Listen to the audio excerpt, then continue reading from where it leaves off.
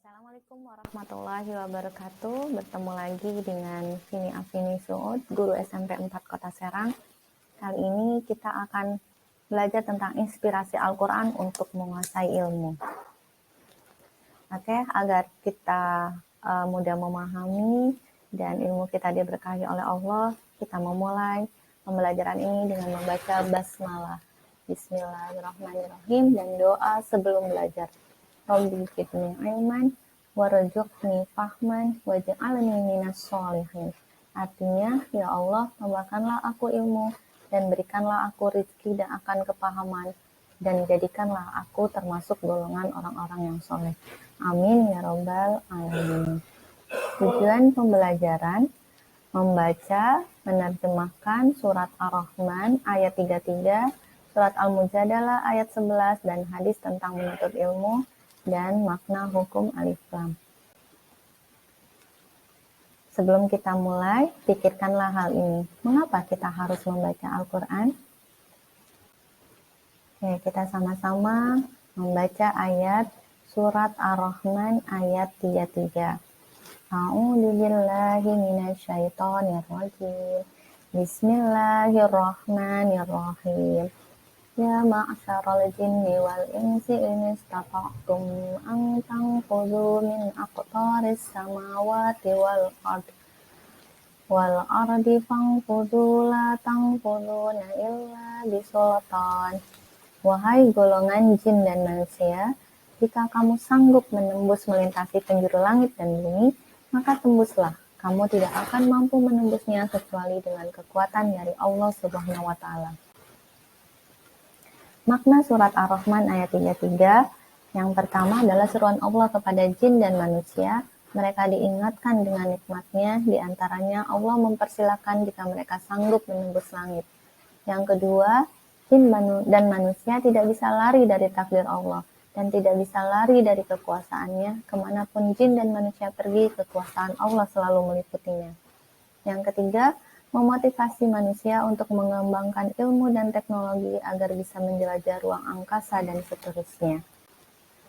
Dan selanjutnya adalah surat Al-Mujadalah ayat 11. Bismillahirrahmanirrahim.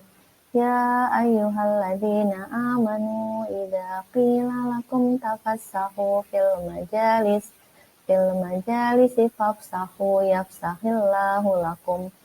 Wa idza qila suju fangsuju yarfa'illahu alladzina amanu minkum walladzina utul ilma darajat wallahu bima ta'maluna khabir.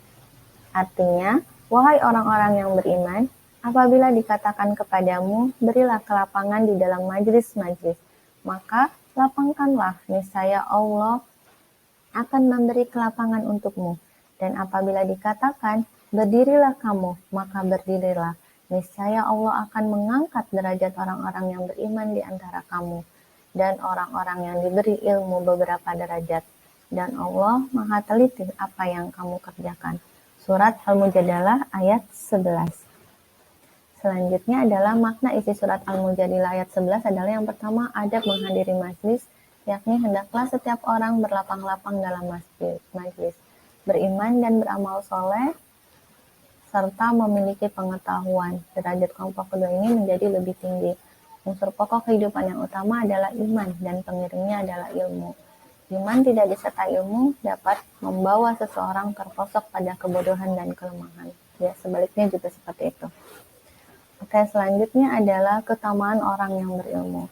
Yang pertama, dimuliakan dan diangkat derajatnya oleh Allah sesuai surat Al-Mujadalah ayat 11.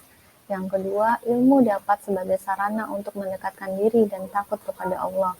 Hal ini sesuai dengan surat Al-Fatir ayat 28. Dan demikian pula di antara manusia, makhluk bergerak yang bernyawa dan hewan-hewan ternak, ada yang bermacam-macam warnanya dan jenisnya. Di antara hamba-hamba Allah yang takut kepadanya hanyalah para ulama. Sungguh Allah maha perkasa, maha pengampun. Yang ketiga, pahalanya sama dengan jihad fisabilillah. Jadi orang yang berilmu itu pahalanya sama dengan jihad fisabilillah. Yang keempat adalah dimudahkan baginya jalan menuju surga. Subhanallah. Yang kelima, lebih mulia dari ahli ibadah. Orang-orang yang beribadah dengan dasar ilmu yang benar lebih dimuliakan oleh Allah daripada ahli ibadah tanpa ilmu.